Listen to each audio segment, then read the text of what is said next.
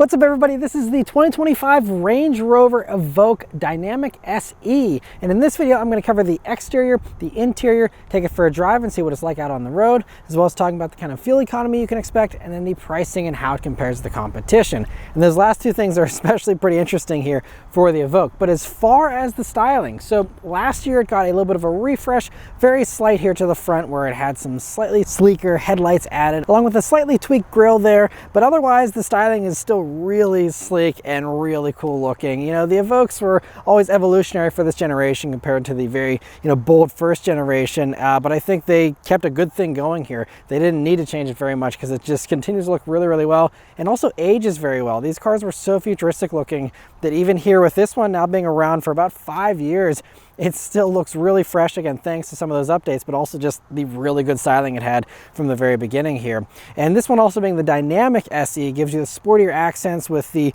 rose gold or bronze, depending on the lighting, accents you have here, and those extra little strakes you have in the front bumper. You also get these little hood accents you don't get on the non-dynamic version. And also for 2025 here, there's only two trims. It's really simplified. We only have the S and then the Dynamic SE. Those are the only two. It used to be a bunch of different powertrains and stuff. Now it's all simplified. They're all just running a 2-liter turbo engine, and it's just this base engine we have with 246 horsepower, and they really simplify the lineup, which makes it certainly easier for shopping purposes. But then coming down to the sides here, we have some nice 19-inch wheels, and I love how you have a really thick sidewall, which helps to, provide a little bit of extra off-road capability for this vehicle, along with just being more practical with, more puncture resistance, having, that thicker sidewall. That also helps the ride quality on these as well. But, the Range Rover's always been a little more focused on off-road ability compared to its other competitors, even though, very few people, I'm sure, take these off-road. Like Range Rover even advertises the Evoque can do almost 2 feet of water fording, and we have 8.4 inches of ground clearance here on these, so it's actually, a little bit more rugged. I still wouldn't say, this is ready for anything, but it's certainly going to be a little bit more capable, I think, than most of those competitors. But otherwise, I really like this big fender accent that goes off into the doors here. Kind of reminds you of the Velar. A lot of the styling reminds you of the Velar, which is a very good thing. You also have the two-tone combo here with the black roof and the very sleek roof line. The pop-out door handles are all sleek. This body line that runs all the way through the doors. It's just a really fantastic looking thing. I don't think anyone dislikes the styling of these Evoques. They just always look so good. Out back, same deal, slender little taillights, really sleek and boxy and just cool looking. And yeah, I just think from every angle this thing looks fantastic. And I think, again, with all of the competitors out there in this segment, this is hands down, I think, still the coolest looking one, at least in my opinion. The interior of the Evoque is also really sleek, just like the outside here, and it did get a refresh last year that gives us this 11.4-inch Pivi Pro infotainment system, and not much else here as far as stuff to interact with on the inside. But first thing, sitting down in these seats, we have these really nice soft leather seats. I really love these seats. Now, I will admit this is the first Range Rover I've reviewed in a while, and I only reviewed the last gen Evoque. I have not done this current generation until now. But these seats are some of the most comfortable seats I've ever sat in as far as stuff, at least in this segment of entry-level luxury. They have fantastic lumbar support that goes nice and low and nice and far out, so it really gives you a nice supportive seat back here. And just, again, the softness is so nice. The only downfall of these seats is there's no cooling, strangely enough. You only have heating on them, which is standard, by the way, but that's, just, I wish they would have a cooling option. Some of the other competitors don't have cooling as well, but some do, so that's the only thing that these are missing. But otherwise, really fantastic seats. The steering wheel is also a really nice wheel, nice silky smooth leather on it, and has a great 9-3 grip, and even like these really heavy duty paddle shifters here on the back that are made of like thick metal. Seems kind of like a waste. I don't know a single Evoque owner that's going to want to use paddle shifters. I mean, these things can't be cheap to put in here, but I mean, they're very nice, but just kind of seems like a strange addition. But otherwise, you just have these illuminated buttons, and that whole area feels a little plasticky, and like this volume scroller has like some metal finishing on it, but is a little loose and not perfect, but overall, still really attractive, nice looking wheel. And then moving on to the gauges here, you have a fully digital cluster in all of these now, and it's really pretty configurable. You can have, either the dual gauge dash pods or just a single pod or a map view or whatever. You can really kind of customize that a good bit. And they're really crisp, high resolution graphics, and does everything you want it to, and just a really nice cluster. You also have a head-up display here in these as a top level option. That's like a technology package that's added on to even this top SE dynamic trim. But the head-up display is nice to have. You know, I'm not crazy about head-up displays. I don't think they're must-have features, but that's bundled in with the 360-degree camera and the camera rearview mirror that this one has. The other thing that when you're looking through this windshield is that this one has the climate pack, which gives you the heated windshield. The entire thing is actually heated, which is really impressive, you know, in the wintertime. I'm sure that'll be amazing. But the only problem is the way that at least JLR does it here is you have these little heater elements, and every once in a while in the right light, you know, your eyes kind of catch it. It's kind of strange to look through because your eyes do perceive it and see it. And you know, I mean, I guess it's something you get used to, but I didn't really enjoy having that all week. I guess it comes down to how often you're clearing snow off of your windshield. But I would probably skip that option because, as you can see, it's kind of a strange effect there when you're looking through the windows there. But otherwise, moving over to the center of the dashboard here, like I said, the big thing is you just now have an 11.4-inch touchscreen. It's this really cool curved display, and the infotainment software is really nicely done. It's pretty snappy, and it's really fast to boot because they actually gave the infotainment system its own dedicated battery. So it's faster to boot, and it also stays on. Like, the car is currently powered off, but it just has the screen on, and even when you step out of the vehicle, it can leave the screen on for a little bit, I guess, before you lock it or whatever. But so that screen's on most of the time, regardless of what the other, you know, stuff in the car is doing. And that means that everything is always snappy, always ready to go. And I actually really like that. I'm surprised that more companies haven't copied that, but it's a really nice little choice they made there. Now, it does have wireless Apple CarPlay, wireless Android Auto. It all worked very well, and it's a really nice display where it fills out most of the screen, but you still have these little bars on the left and on the right to change your climate controls, and that one on the passenger side even does your volume controls. On the driver's side here, they're just expecting you to use the steering wheel controls.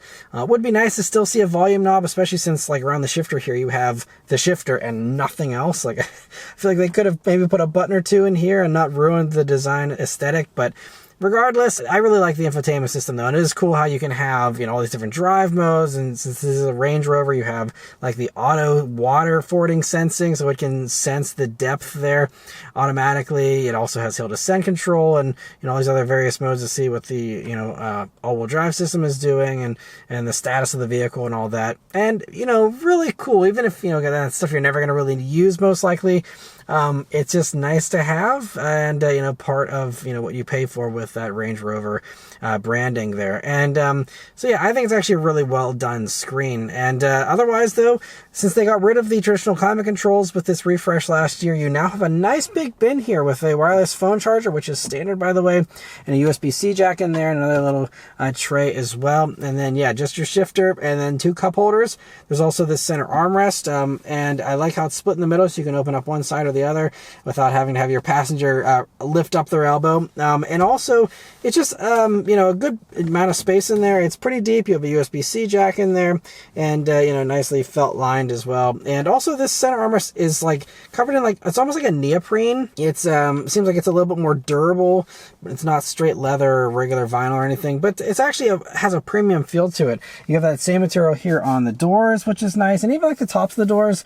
You know, Land Rover uses you know, this like slightly spongy, very highly textured material here. It's nicer than your average plastic you might encounter in some of the other, you know, luxury brands, and to me it just, again, all feels a little more premium. You also see on the door here the very nice Meridian surround sound stereo speakers right in the corners there, and that is another interesting thing. So you get a Meridian stereo as standard, I believe, but then if you want to jump up to this higher speaker surround sound system, that is an extra cost option, but that gives you 14 speakers and 650 watts versus, I believe, a 400 watt 12 speaker system in the regular Meridians, I believe. So just a few extra speakers here, but you know, it's a really impressive stereo, by the way. I listened to a good amount of music, nice strong bass, nice and clear and crisp, and does have that nice surround sound kind of experience to it, and really well done for that too. Meridian stereos are always really good in all these Range Rovers, honestly. And then moving on to the back seat here in the Evoque, it's actually roomier than you might expect. Some reviews really complain about the back seat being small.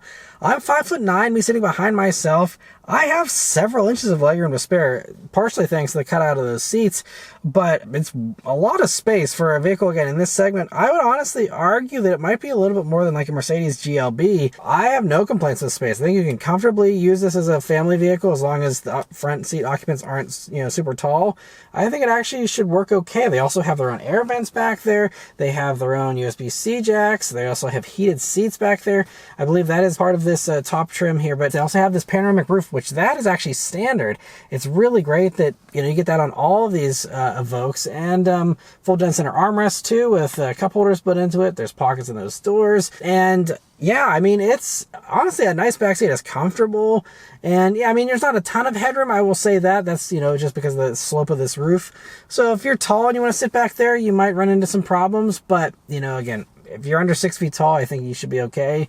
And overall, yeah, a better backseat than I was expecting. So definitely check one of these out if you're skeptical and see, you know, how it will work for you. But moving on to the cargo space here. Now that's a little bit smaller than most of the competitors. That is where something like a GLB, an X1, even an XC40 has, you know, a taller and larger space. This, I think, is about 22 cubic feet of space, they say. And yeah, I mean, it still is going to be okay. It's slightly better than the average hatchback or something. And you will see that beneath the floor, you do have a spare tire too, which is nice. But even the thoughtful touches like the little grocery bag holders there, and, you know, a little net there on the side. I mean, it still should be good enough for your average little grocery run around town, kind of suburban stuff.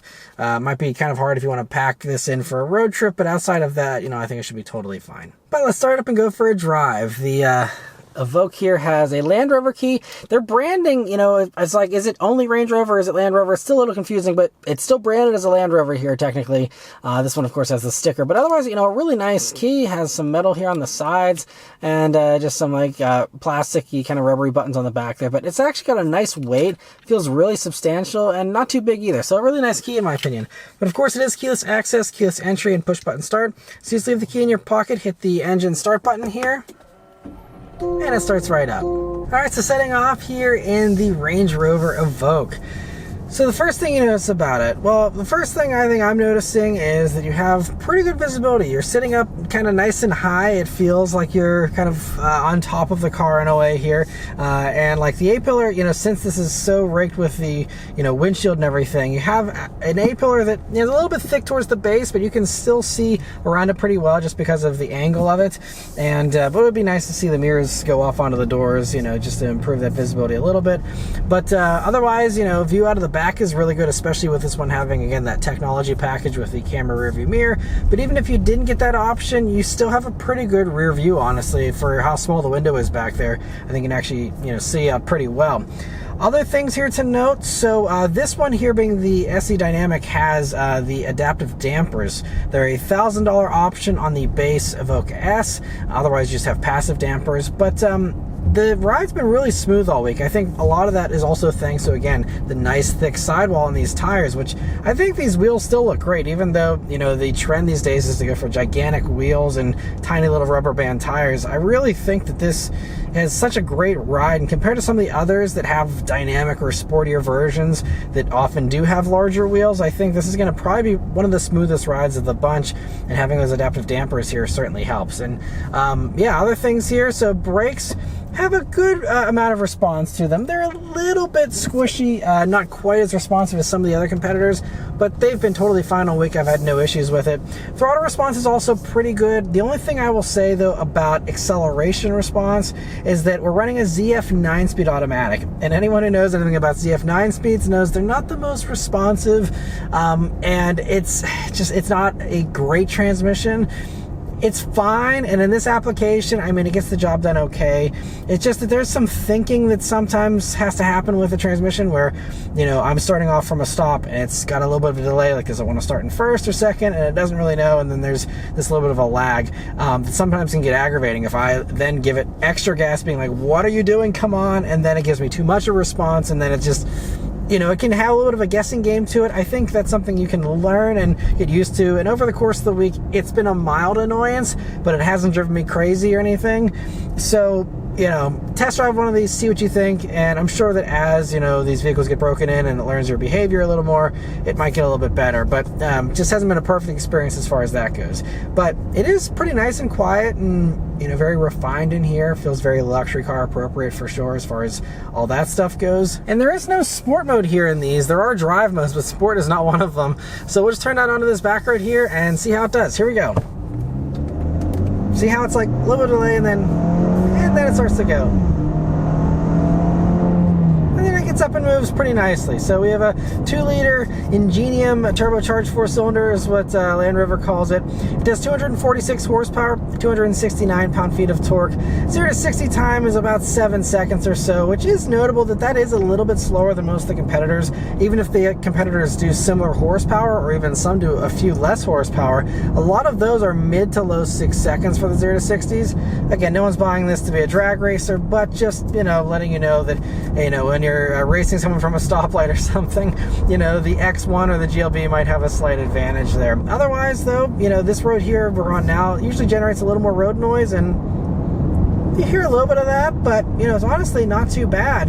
And yeah, so as far as you know, the all-wheel drive system, that is, you know, one of the big things about the Defender is you get all-wheel drive as standard, which isn't a guarantee in some of the others sometimes. And so it's great that you have the all-wheel drive, and it's an all-wheel drive system that can decouple itself completely and reverts to front-wheel drive a large majority of the time if it doesn't feel like it needs to be, you know, driving those rear wheels, just to try to boost efficiency there a little bit. It's not too successful with that, and I'll talk more about fuel economy in a minute. But whenever that all-wheel drive system is fully engaged, you know, like I said, it's very impressive with having all these different terrain modes. It does have the terrain response system as standard, and that's why I actually have this drive mode in currently, is this auto mode, which can sense what's going on and can custom tailor, you know, the traction and stability control systems to suit the conditions, whether it's, you know, muddy ruts or, you know, snow or whatever. It has all that built into the screen there, and it's great that you can have that just automatically select that for you. But anyway, we're going to come up some corners here and we're going to see how the Evoque handles. So we have 235 wide tires, and again, these squishier sidewalls, so I'm not expecting too much. But honestly, through my week of driving here,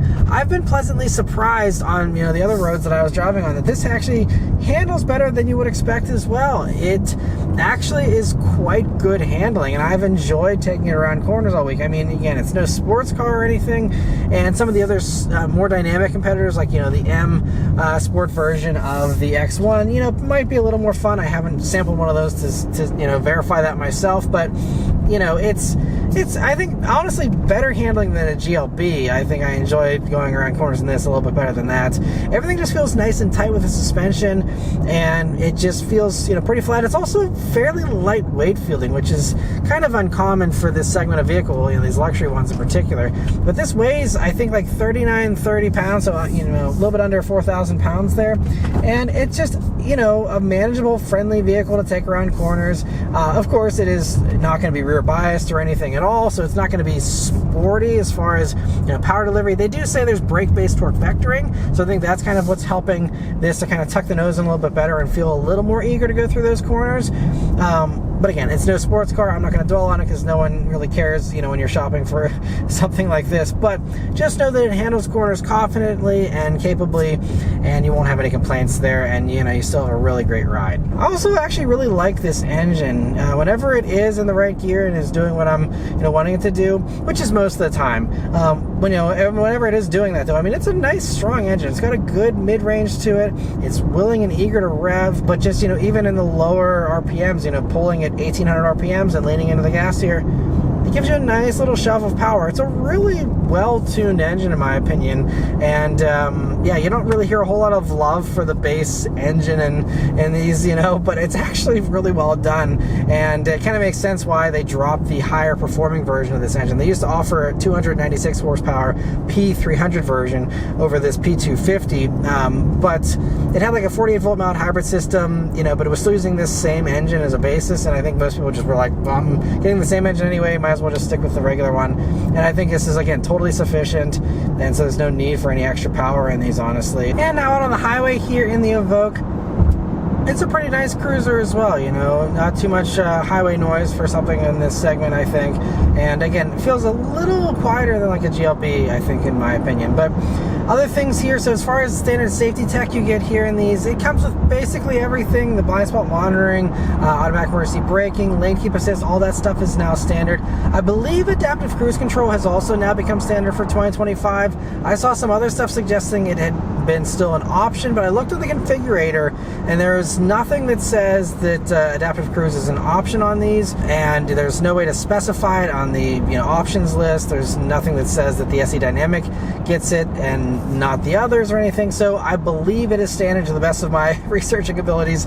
Adaptive cruise is finally now standard. It's something a lot of other luxury brands, even the competitors here for the 2025 model year, are still going to charge extra for adaptive cruise, which is just ridiculous since you get it as standard in a Toyota Corolla. But regardless, I'm glad that Range Rover appears to have it here as standard. Now, the adaptive cruise system, it works okay as far as, making sure that you're slowing down for traffic and whatnot, but what it doesn't do very well is the lane keep assist, which is actually worthless. I don't know if I looked through the settings, I'm pretty sure I have everything set up, but the lane, I'll let you just see right now, there's a little gentle corner here. It is letting me go right over the shoulder. And there's a tiny little light that flashes here in the dash that's just going from green to gray. And it's so mild. I don't know, you can ramp up the assistance a little bit more, but to me, it doesn't seem like it's doing anything. So again, I don't know if I have something set wrong or what, but as it is right now, it seems like the lane keep assist system is basically useless. I guess it's a nice idea, but yeah, it's not doing anything really, so just keep that in mind. But otherwise, the adaptive cruise system works totally fine. And whenever you do ramp up this system to have the high level of driver assistance, or there's a custom mode as well, but even then it kind of nudges me a little bit to stay in the lane, but it isn't actually holding the road lines, and it does to ding at me whenever I'm going even 1 mile per hour over the speed limit. So I don't love the safety tech in this vehicle, honestly. As long as all you want to do is a basic adaptive cruise control system, though, and you don't want any other intervention, I think this system should be fine. And the basics, again, blind spot monitoring and all that, are nice to have, but the rest of it, I think, needs a little bit of fine-tuning. So that's the only thing I will say that I don't love here about the Evoque. As far as fuel economy goes here in the Evoque, these are rated at 20 mpg in the city, 27 on the highway, and 22 combined. And already those EPA ratings are well below a lot of the others that'll give you mid 20s at least for the combined figure, versus again only 22 here for this. So I don't love the fuel economy. Now, as far as my own fuel economy, I've been driving this vehicle about 135 miles here, and I'd say I did definitely more suburban stuff than highway driving, but I did do a solid at least 55 to 60 miles on the highway, I'd say.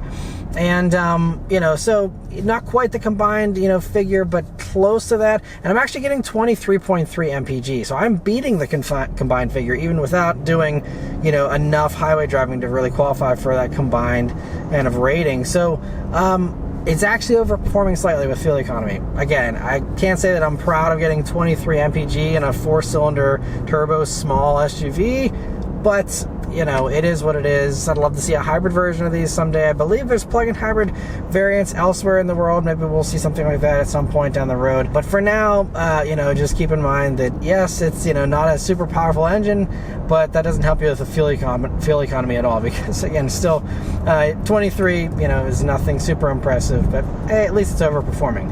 The last thing that I mention is the pricing and how it compares to the competition.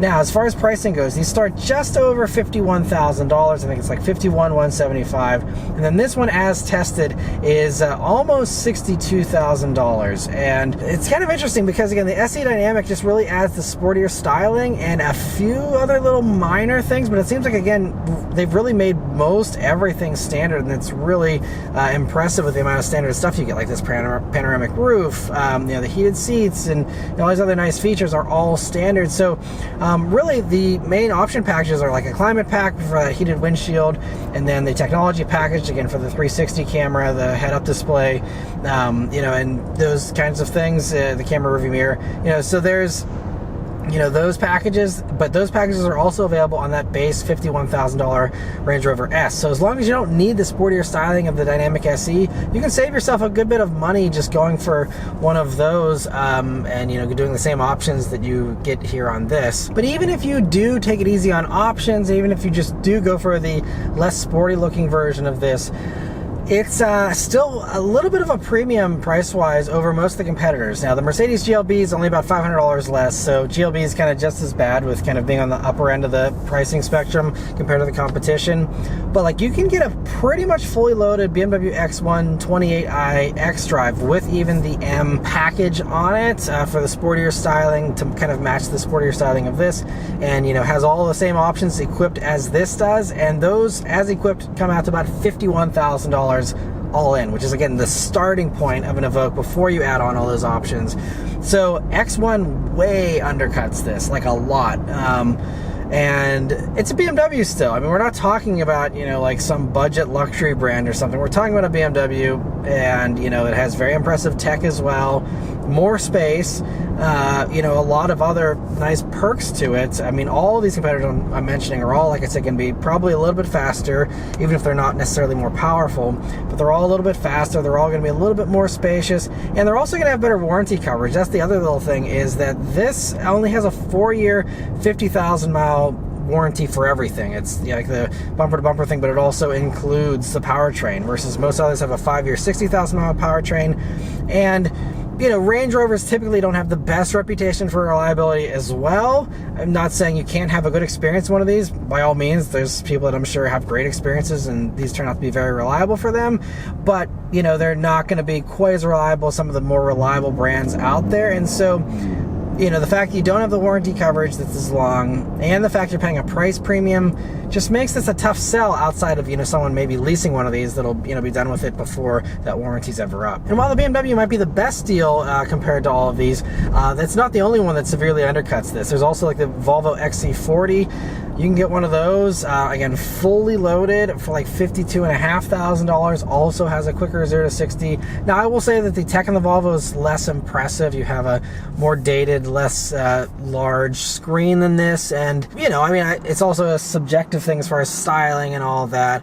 I think the XC40, again, being a little taller, is going to give you a little bit more headroom in the back, a little bit more cargo space as well.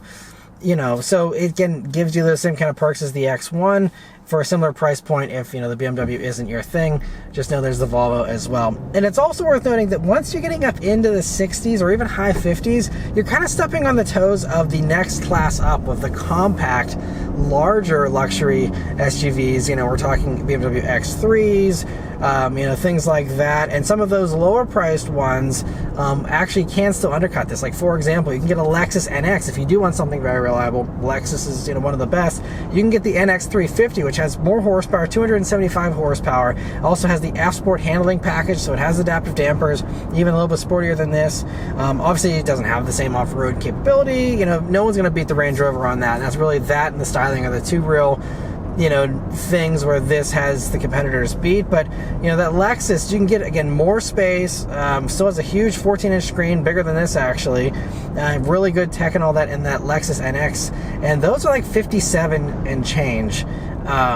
Again, coming in under this, and that's not the only one. There's others that can, you know, come in under 60 as well with very, you know, comparably equipped vehicles to this. So, you know, it's a price premium. If you can get a discount on one of these, if, you know, there's a really good lease deal, you know, if the deal makes sense, by all means. In a vacuum, I really like the Evoque actually, and despite the transmission, you know, not being perfect, and, you know, the driver assistance tech not being amazing, I can overlook those couple of things if the price is right. I'd say, you know, if you can get a good deal, this would be a solid option. I just, again, not sure I would keep it, you know, beyond that warranty period, since it is a little bit shorter there.